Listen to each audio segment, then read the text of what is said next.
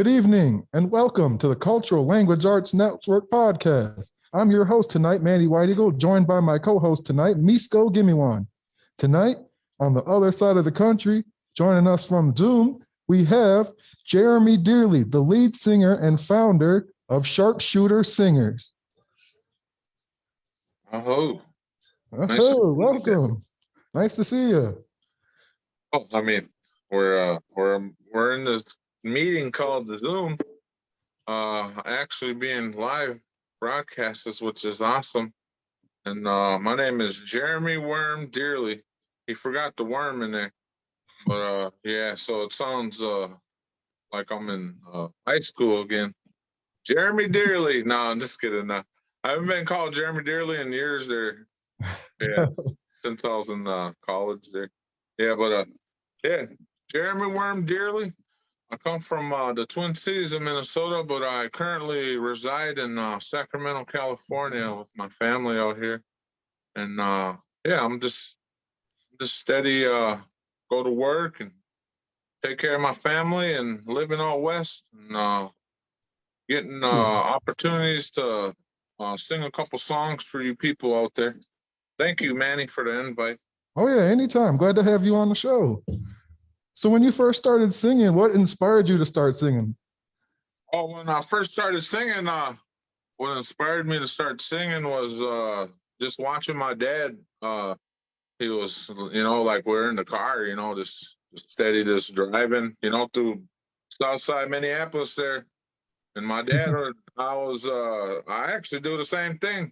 Might have ruined a couple bumpers, but he always hits the honor beats on the dashboard, and he would always hit his. Maybe some people grab the steering wheel and it'll be enraged, but yeah, he'll be doing honor beats on the thing, and that's maybe what inspired me was just listening to my dad sing and watching all these older singers with they look cool with their glasses, and then they have chewing tobacco. I hate to say that, but yeah, it looked cool when I was a kid. Don't try that stuff. But I'm just saying, like it's just look cool. You just wanted to be just like them, And, just like nowadays, I can bring up a story about my brother McGowan and all my other brothers.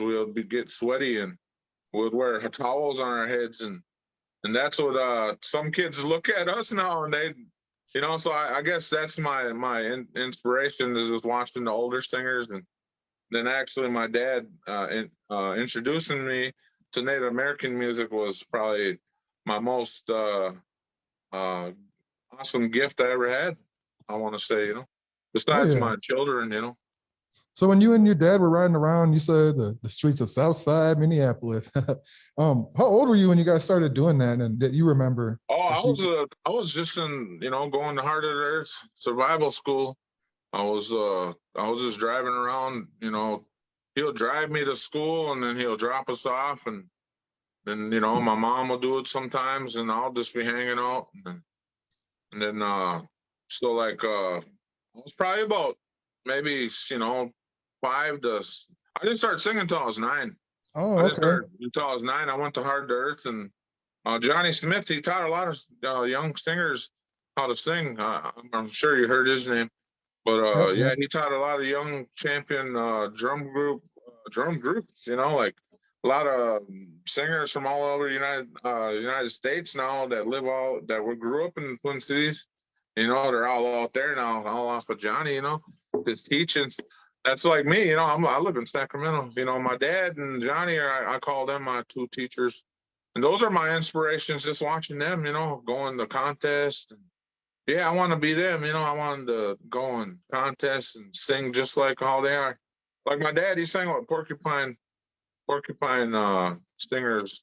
And then he sang with a couple other drum groups in South Dakota. But the main drum group was Porcupine. And, I would watch that, and he'll tell me all about his championships, all about, all this, all kinds of winnings. And I traveled here, and we had $500.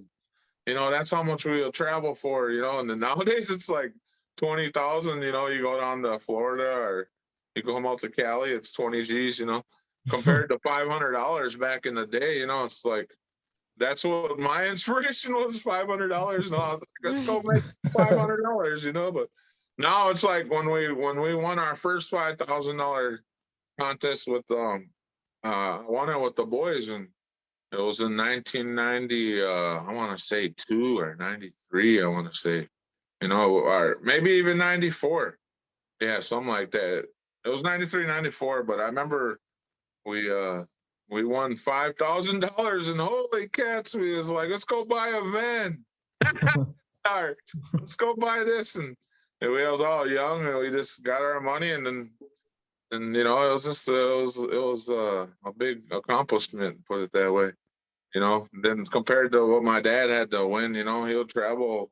$1,200 was probably their most amount of money they would win. You know, but nowadays it increased. You know, so but nowadays, you know, I can't say I can't encourage all my younger singers to want to go into the profession I went into. I'd rather want them to get into to the school first and then powwow. You know, that would Right, be right. awesome. Yeah, that's my I want to say I want to encourage the younger folks to go to school first, then powwow. Put it that way. Yeah. Sorry, Yeah. I had to rephrase that. Yeah. Oh yeah.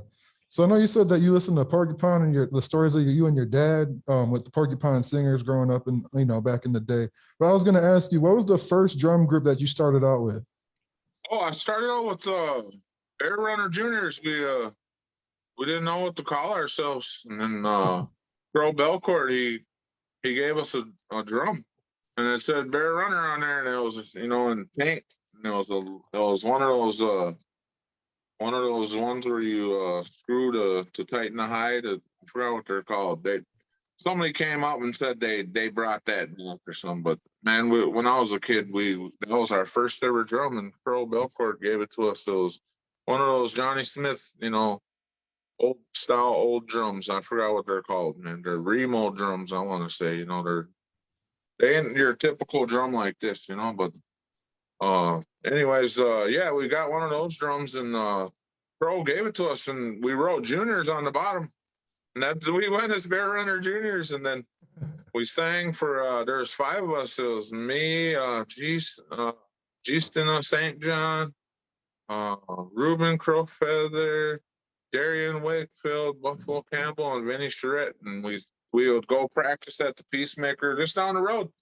And then Oh, we'll even go nice. practice in the Indian Center there in that little area with the open there where you can see outside, and then it's the bottom floor, right?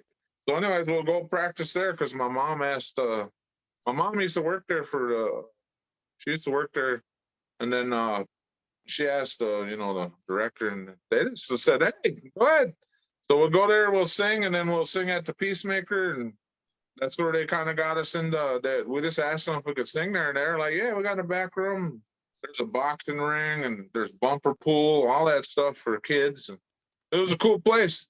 And then we'll catch a bus there, and that would be my main thing of coming from my house. Was my after school, go meet my brothers, and we'll go sing. You know what I mean? At the Peacemaker, and that was like a thing to do. And back in go play basketball, but that was at Cockroach there. I don't know if you guys know where that is. It's right across from the PJs, the projects. It's called Cockroach Park, East Phillips Park. Well, we call it Cockroach, but Oh. yeah, the Peacemaker Center was right there where those tennis ball field or the tennis ball courts are. Yeah, there's a little Peacemaker Center. We used to go sing in the back there every day. Or Monday through Saturday. They was closed on Sunday, I believe. But yeah, and then we'll go play basketball at the Indian Center. But yeah, those are our Southside times of singing. You got to have a dedication and a will of you getting up to go, instead of staying on those games. And that's what we did instead of gaming out, like all these kids are nowadays. We got to go catch a bus, 10 cents. It got up to 15 cents, then it got up to 25 cents. And then now, I don't know how much it got up to 50 cents, but Yeah, we used to catch it for 10 cents all the way from Hopkins, where my mom lived, and we'll go to Southside every time. Well, we lived in Bloomington, but then we always moved to Southside again.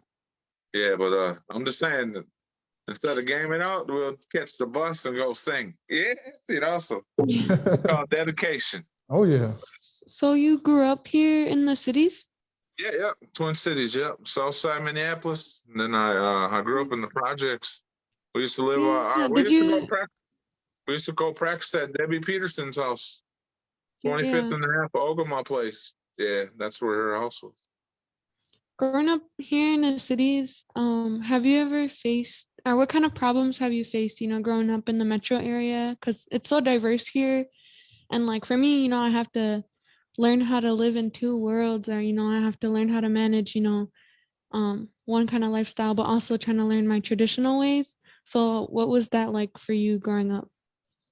Um, I want to say, it was there's that typical, the gang life, and you got the drugs and the alcohol. It's all around us, no lies, and there's nothing around, like it's all over, Mhm. it's a big. That's why all these, I'm happy to call myself I have a year of sobriety myself. I love that, like. But I grew up, like there's a lot of people walking. You have to deal with all these. Honestly, there's a lot of drunks, and you had to deal with a lot of gangs. But a lot of those gangs knew who we was, and they were happy that we wanted to sing, and that we wanted to do something with our lives, and like I guess like we was always a little packed together, all of us little kids, and we all kind of knew those gangs. So I guess it could be, I guess those people wanted us to go and be something, or else you can go into that, that gang life, and they'd be like, yo, but then actually they asked us to keep on singing, so we just kept on singing, and Yeah. and then you got to deal with all the minorities, but actually we kind of grew up around a big that big res in the city, and south side there projects. So like back in the day, we kind of had a big diverse, as a big community, a native community. I don't know if it is like that now.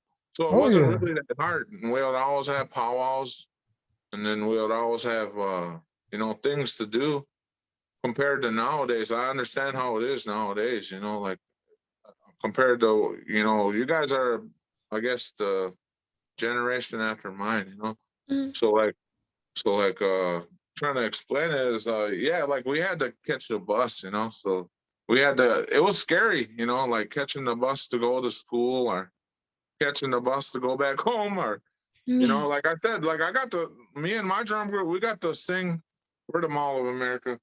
We got to go and open up the Mall of America. Oh You yeah. know what I mean? Like, and I don't know, like we got the, back in the day they had a lot of drum teachers, and I don't know if they have that nowadays, but back in the day they had a lot of programs for a lot of natives where we can all go and gather and stuff like that. Like Golden Eagles, Soaring Eagles, Mickey Z. Those are all things we did, and we'll go play basketball. And I guess that's my way of saying that we would avoid that, the other, going to those little programs, which are awesome. I want to Yeah. say, and I hope that's still going on. Oh yeah, they're still around. Yeah. Yeah, yeah, and those are the things that I guess my family didn't want us to go venture out, and they put us in those programs, and those are a lot of help. So, and that, if that helped answer your question. Yeah. Yeah. Because, like, for me, I was in a lot of Native youth programs, and those, helped me learn about my language, my traditions, cultural teachings and history. And so that was very helpful. But yeah, I'd Yeah, also like like to they had remind, 4 wins. They had 4 wins in all these, like all these native schools. So I yeah, guess I don't know if it is nowadays, but in those native schools, they'll teach you Ojibwe in elementary, and then yeah, Heart of the Earth, they'll teach you Ojibwe, and then they'll teach you about your culture. So like, yeah, I guess you can juggle what's the difference is, if we have enough native programs nowadays compared to back then, Hmm. I don't know. That teaches you more, if you want to say, if you Yeah. guys got more teachers that teach the culture more, or you know Mhm. what I mean, then I guess this generation will probably be uh just like every generation, like my generation before me. That's how I learned how to sing too. You know Yeah. what I mean? Yeah. Yes. So I just came in from our sponsors here. If you're viewing us and having a good time watching, us go back and forth with Jeremy Dearly, please sign in and support the program. This way we can keep us funded and keep us programming virtual so we can get more guests out here to watch the masses of you guys. So thank you. I noticed you brought your hand drum with you here tonight. Yeah. Yeah. I've Is there been any waiting. significance about the drum? Like I know like a lot of people have said that, the drum is like equivalent to a heartbeat. Yeah. I wonder if you could elaborate on that a little bit here for us. Oh, I couldn't elaborate on what I know, and I can't go off of every word what they all say. They teach you as like I can probably it can keep on Mhm. going. It'll be a long old story, but like.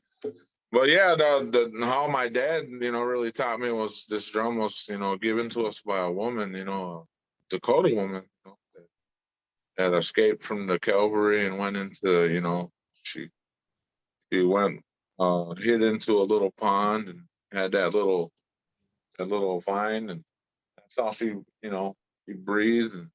And that during that time she must have had a vision, or a dream and the thing, and that's when they dreamt about the tree trunk, and then they had the deer, or the hide, and Oh they wow. tied it around that tree trunk. I guess that first drum is still that's what the that woman brought to the people, and then they traded with the Ojibwe. That's what they call the big drum. And I guess from that story from one of my Ojibwe relatives over in Lac du Flambeau is that they had that whoever traded with them, they gave them 4 Dakota songs, and they still sing those Dakota songs because he sang those songs to me. And then I listened to them, and they're pretty awesome. And so that's all I learned was that that first drum story was how my dad said it, But he has a big old long story, like he had it written down. I guess I can, like try and sum it up. My Right, Mhm. dad right. could come on and tell you the whole thing, invite him on. You know what I mean? But yeah, but yeah, that's what he taught me first, and then I kind of sat down and I just listened, and I kind of taught myself, this listening. So like he just taught me, the rules about the drum, and don't put your feet on it, don't put no objects on there, or you take care of it like it's your favorite thing in the world. That's how I got my drum. I bring it with me everywhere. Did I you even make that bring it one? into my car. Yeah, not my hand drum. Oh, It okay. comes with me in my back seat, but my car, I bring my drum with me all the time. Nice. Rides with me to school, to work, goes with me almost everywhere. It's got a nice clean blue banner on there too on the side. That looks Yeah, really nice. yeah. I got a new drum actually. It was made by Dwayne Iron. He's from Canada. Yeah, he's a southern singer, but he makes some awesome drums. Oh, Yeah, nice. no. But yeah. Getting back to the drum was this. I kind of learned a lot from Johnny Smith and Jerry Dearly, and just their main teachings. Of, never leave it alone. You ain't, they taught us not to let women sit around that drum. And I always wondered why, because that woman brought us the drum. But they say, because that women can go into her, have her time, and they could do other things. But they Uh, also back you up too in the song and they start singing with the high pitches and yeah, all yeah. that And when then there's that you guys story of can't. with Porcupine. My dad told me where that lady there somewhere in I think Montana or somewhere, and they must have lost the song, and then all of a sudden a lady led that song, and then they did second that lady, and then they looked back and there's no lady. So I don't know if that was a little story I heard when I was a kid from my dad and them. So Mhm. like the Wachagwata are some strong people is what he told me. So I was like, But I never really got the whole elaboration on why, you know, the women can't sit at the drum. But that's just what one thing they teach you is, you know, that, and also with the Cree that, you know, that in these hand drums, that's all I learned about. This is an old hand drum right here. This is a hand drum from the late Art Musterman of Mosquito Singers. I don't know if you ever heard of him, but he's I met him in the '90s, and I went up to sing at a real round dance up in Red Pheasant, Saskatchewan, and I wasn't singing my set of they when you're up in Canada they give you the sticks, right? A stick man will give you they'll grab all the sticks and he'll give you some tobacco and he'll give you the sticks and you go out and you sing your set of songs and it's four songs. And then, you know, and I didn't know I was gonna get one of Art Mooseman's drum, but yeah, they called me up there and after I sang the birthday song and he explained this was Art Mooseman's his dad, one of his dad's 20 drums. He gave me a long story and he thanked me for singing his son's song. So this is like I want to say a over 30-year-old drum here. Oh, It still sounds the same. does it still rock? Yeah, it still sounds rocking. I could sing you one song real quick. Well, let's do it. All right, we'll sing one song. I'll sing you 2 push-ups and we'll get the. Well, before you start, for those who might not know, what's a push-up? Oh, a push-up is so a singer would sing. They'll have a lead, and then the singers will second them. Then the first part of the song will come on. Then they'll have a pause, and then the second verse of the song. And then after that second verse, then they start out with the lead again, which would be the second lead. Then they have 4 leads in one song. Oh, nice. If that makes sense. Oh, yeah. I'll sing you 2 push-ups anyways. I'll try and yeah, here goes. And then do 2 push-ups. Can you guys hear that? Or? Oh, yeah, yep. All right, because I know in the audio it sounds a little off a little bit. So, all right.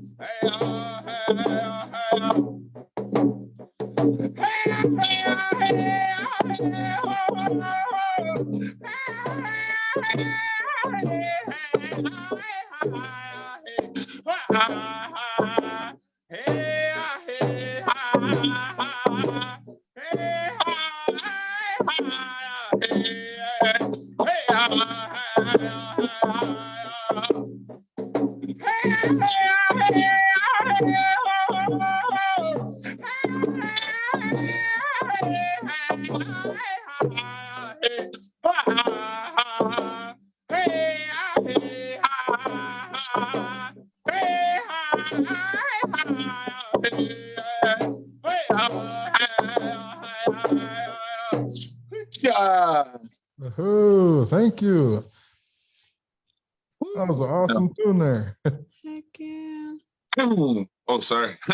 That was a good one. Thank You you. get a little well, some low. I just got off of COVID, yeah, so you know I'm trying to get my voice, my wind back up, and yeah, All about recovery and self-healing, and all about, you know, just staying safe and washing the hands and wearing the mask when you got to, and you know, keeping elders safe, keeping our youth safe. Yeah, it's pretty bad out this way, out in California. So I wish you guys the best over there. Yeah, we went to a New Year's ball, and that's where we kind of caught it. So. Oh, geez.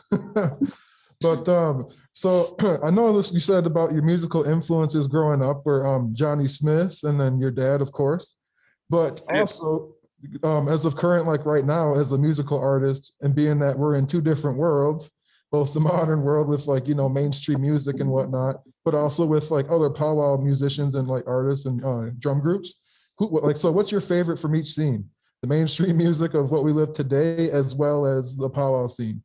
It can be your Oh, group, the choose mainstream. a- The mainstream is you gotta go country.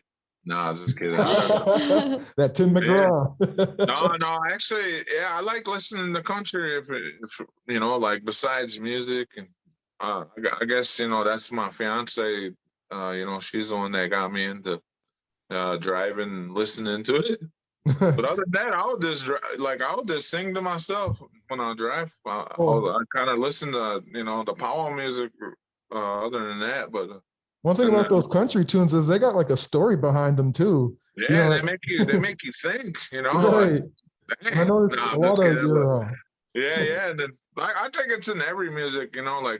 Like you could relate to like my music. Like I try to go off like how that person like they always ask me to make a lot of people ask me to make them songs and give me tobacco and I also asked to make a lot of memorial songs or a lot of songs for people. Like I just finished a song for a traditional dancer in Arizona. His name's Nathan Largo. Just finished his song. Yeah, his song is pretty awesome. And how I made that one was I kind of watched him dancing most of my my singing career. He's been around right. since I was a little young guy, so I I would watch him sing, and watch him dance. I was just thinking how I can make a flow to, you know what I mean? Right. Like a flow to his dancing style. So that's how I make my music. So I'm sure that's how a lot of people want to make love songs and they want to make songs about, a lot of this about love songs, but how I say is I make it how the dancer flows and how that dancer makes me feel because they bring a energy to the person's soul too because they're like healing, like Mhm. so I try to or else like like I had to make a lot of songs for just random people I wouldn't even know, but I would ask them, like. So what I'm trying to get at is, I guess you know what I mean. How I make my songs is, I guess, my feelings towards yourself. Oh, I okay. guess, yeah, yeah. Right. Because I noticed too, like especially I've seen you do some hand drum competitions, but I noticed too, like a lot of hand drum songs, they'll have like the native, like the chorus and like like Actually, the chant on that. I got one. I got a brand Oh, new one. okay. I could show you Oh, one a real quick. brand new one. All right. Yeah, I got a here. Let me remember it, and I could show you one that I made that it talks about a rabbit dance. But I put a Cree beat, Okay. like a Cree beat, but it says like my dad gave me the words DRA, like Mastinkila, talking about the rabbit dance. Come be with me at the rabbit dance or come dance with me. Basically all the words. It's a long story, but yeah. Just to sum it up real quick, I know how much we're time, so I'll show you a quick one. How's it Okay. go? Sure.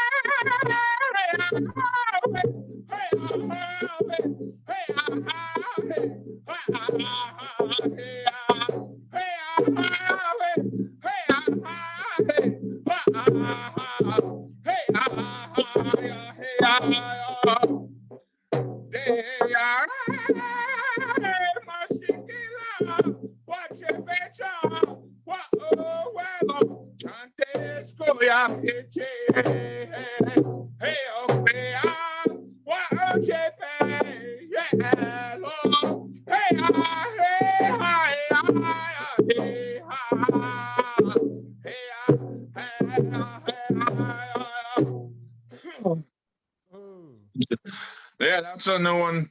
That's a new song I just made recently. I had it maybe Oh, a that's a couple good years. I one. shouldn't say it's a new one, but it's I never really showed it, so Oh, thank you for showing that exclusive with us then. yeah. Appreciate that. That was a good one. Like I even have another slide set with words in there too. I Oh, know with the a lot English of words? Ojibwe people. Yeah, a lot of Ojibwe people like. And this is another new song I made for. I was asked by Tanya Rosales to make a song for her daughter. Lucky. So here we go.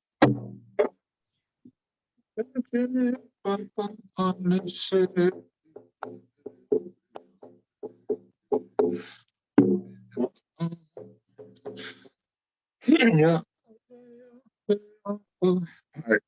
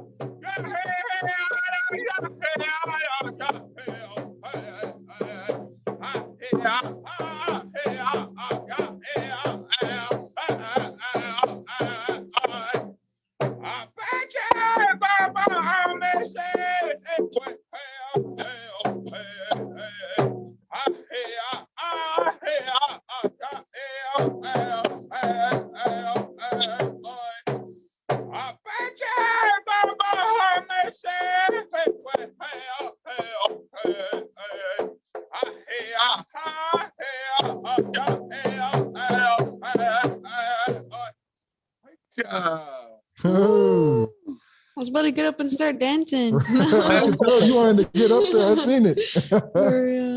But I was gonna say though too, if so if anyone likes these little hand drum songs you're doing, you can. It's funny how you can rock out on that little drum, but also on the big drum too, just as good. But anyway, yeah. I've noticed that you did a few albums here that we could find on YouTube, Dearly and Denny. But is there any other way that we can find some more of you if we need to, or or you got any more future We just projects got, coming up? Yeah, I just got on Canyon Records is Dearly and Denny. That one's we have 2 albums on there. A thin line between love and hate, and love hurts, dude. Oh yeah. Yeah, that love hurts, dude, comes from my my little brother saying, JD. Oh. Yeah, he was real sad one time.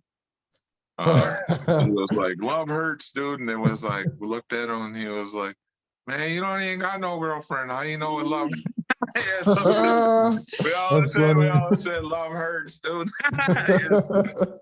Yeah, so that's a little story anyway. I know the pandemic and everything kind of sidelined everyone's plans around the powwow season and all that. But coming up this summer or anything for 2022, what's going to be next for Big Worm Dearly here?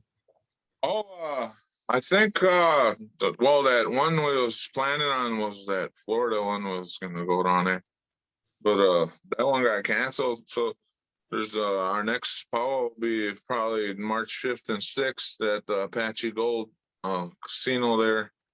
Oh, nice. Okay. Yeah, that's where I believe we have to sing that new song for Mr. Nathan Largo there. Okay. Okay. Cool. I'm excited for that one actually. Yeah, I'm Nice. supposed to finally bring my whole crew there, so I'm excited. Yeah, so Yeah. yeah, it should be a good one.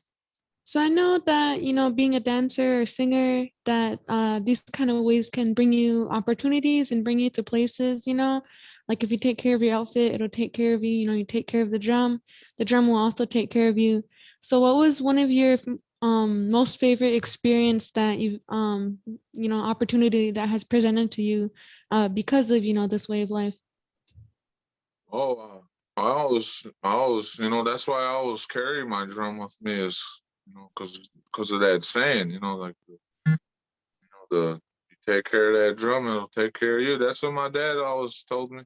Mm-hmm. He always said, always, taught me that. And I never really got to experience that until I guess, they let me or I started taking care of, our first drum, which, like was I was young, so like yeah, you don't bang it around, you don't throw it around, you try and take care of what your little child, and here, sure enough, like that's why I bring it with me everywhere is because I was in, like I was think about, being in the car, Mm-hmm. like so anyways, I'm in the mountains and we're driving and we're in a big bad storm, me and my family, and uh you couldn't see in front of you.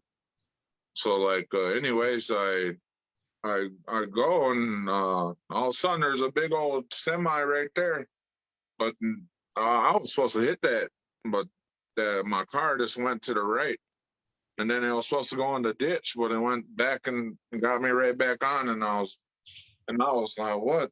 Well, I didn't do that, So that's why I always, I always take my drum with me because it took care of me that time, like. Mm-hmm. That's how I could say as one of my good experiences, But then Yeah. like just like plowing every weekend, like sometimes you're risking it every weekend. You're risking like going to spend all kinds of money to traveling there. You got to pay gas. You got to pay your children you bring. Mm-hmm. You got to whoever singers that they don't save enough money that you got to take care of them too. Mm-hmm. So anyways, we're sitting there and we're kind of hurting there because we had to buy we bought our room and none of my singers had no money. And so anyways, and then we sing for a special and here that that special money bought us all some food. No, Heck yeah. yeah, so I could share that experience of, like this, I guess, you take care of your drum, it'll take care of you, Yeah. like, and then you got other experiences of, winning, like as well, and you got losing too. So Yeah. yeah. So where was your favorite place to travel to either sing or perform? Like my favorite place is the performers out here where I live now in Yeah. California. Yeah, but I traveled, to Canada, man. Those are the most competitive, probably most competitive areas to sing is Well, in Canada, but you got the United States as well. It's yeah. really hard to sing down here, like, but as an American drum going into another country, I love Canada, and then Yeah. but my favorite powwows I like to go to are San Manuel and Florida, just because they're singers powwows and they take care of your singers instead of like letting a dancer win $3,000 and you're splitting up $5,000 with 12 dudes. Right. You know what I mean? Like that's why I like those powwows. But you go and travel all over. Yeah, my favorite areas are Seminole, Florida, Seminole tribe, the Seminole tribe. No, I'm just kidding. We sang that one time, but anyways. And then you got Samuel, Mission Band of Indians. That one's the Super Bowl, they call it, of Native American singing. Oh, Yeah, and I won that multiple times with Midnight Express. I could go back to my story of when I first started singing with Bear Runner Juniors. I got asked to go and sing with I believe Hokey called, or Jim maybe called my dad, and I was a little kid. They asked me to sing, and I was kind of like hesitant because I wanted my brothers to sing. Then they invited them too, so I was all in. And I was like, yeah, let's go then. yeah. And then we kind of teamed up with the boys drum group, and I believe they had like 5, 6 of them guys. We had 6 of us. We sang at the Indian Center there, New Year's powwow. There's a Nice. picture of us with our red coats on, that the boys' coats. Yeah, and we sat and we sang there for years. That's where it was. That was the New Year's powwow. Our Osenio powwow there was probably our practice. Our main. Honestly, that's one of my favorite powwows to go to is the Indian Yeah. Center. Well, we'd love to have you come through. Because you get to come back and sing for your people that you grew up with. Right. And I always wanted to go back and sing there with my whole drum group. Oh, we'd love to have you. Yeah. So if you guys have a whole strum, hit me up. Got you. Yeah. This is the I'll bring all my boys to come to Minnesota, Southside Minneapolis. That would be awesome. Yeah, but see, all my singers, they all like. That's why I always say I don't put us from the Twin Cities because that I was the only one from the Twin Cities, and all my singers are from all over Canada and United States. Shit, I got some from that sang with me in North Carolina to out to Sacramento, out this way to up to Washington, all the way out to New York. You got my brother Buff in New York, Buffalo, New York, Right. all four directions. No, just kidding. All 4 directions. Ain't even 4 directions in the States. No, it's yeah, but I say we're from Turtle Island, Right. That's why I put Turtle Island, USA, sharpshooter. Because we're all from the United States and Canada. Like my lead singer, I call him my lead singer. He's my first lead. That's Leon Baldhead. He's from, One Arrow and Beardy's, and then you got myself from Twin Cities. I'm just the head singer. There's a difference, like I'm like the, the head, the main boss, and I make all our songs. I control our beat. I keep us all intact. I keep us all happy, pick what song to sing. Right, not like it's all this and that, but you got to have a little, one of those singers on your drum group that just know, like the leader. Let's do this. Then you have other fellow singers that, once you can't, hey man, what song you got? And those singers are all, I love them minds, singing minds, powwow minds. Yeah, that's why I have a lot of singers from all over the United States, is because there are a lot of awesome talent that no one would really want them to sing with them. So I was like, hey man, come sing with me. Voices from around the region. They're all dope. And then a lot of drum groups out there have a lot of my recruits that sing with them nowadays. Oh, nice. Yeah, I believe a lot of drum groups that I ain't saying I discovered them, but I asked them to come sing, and they got famous, and I salute them, man. Them boys are badass. Oh, sorry, I didn't mean to. But they're bad. There's some bad good guys, good singers. So being this is the Native Clan office here, we like to have a little fun here with our work. We're going to do what we call now, it's a new segment added tonight in the 3rd episode, the Fast 5 Lightning Round. This is where we ask you 5 fast questions. And all right. First one, Pepsi or Coke? Pepsi. Favorite powwow, San Manuel or Florida? What's that? Favorite powwow, San Manuel or Florida? San Manuel. All right, we'll go with that.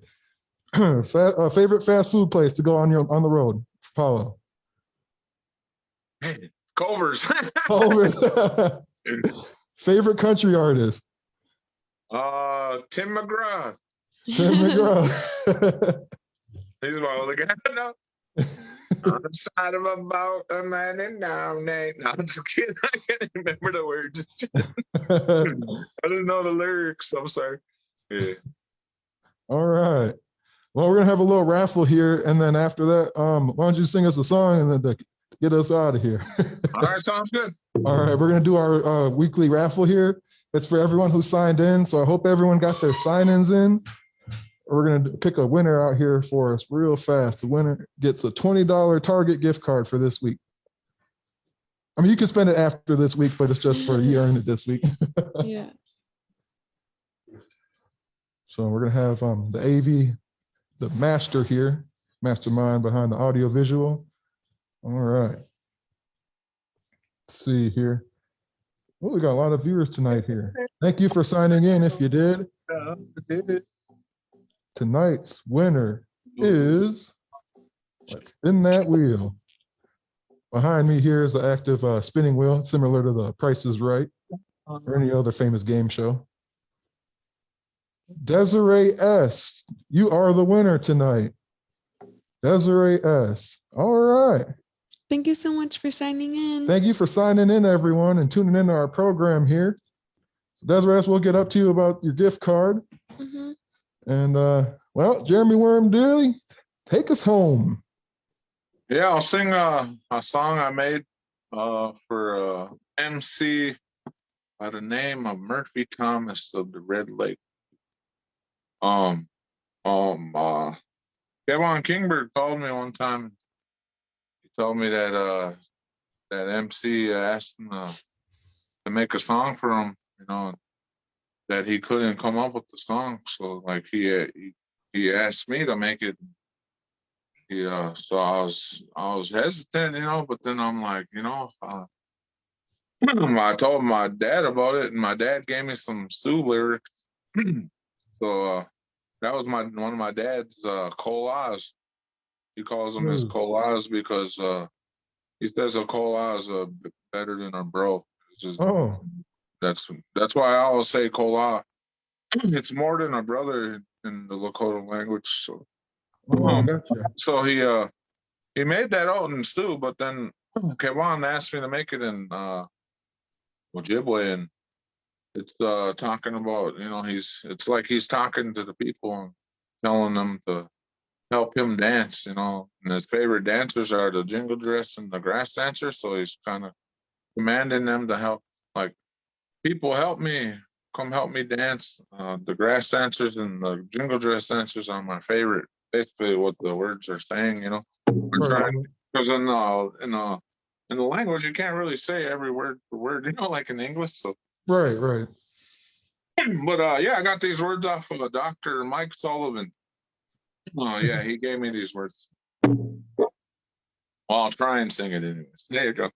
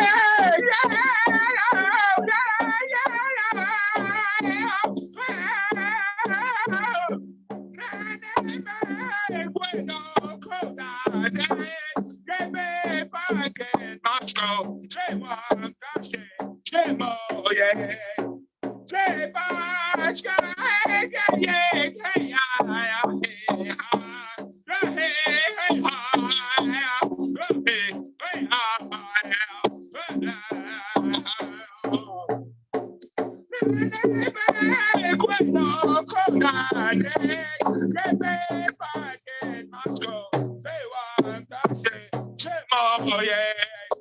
Say bye,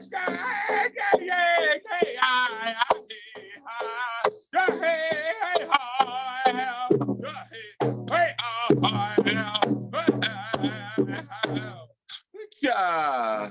Ooh, that was one of the good ones to get exited out by. That's awesome. Thank you.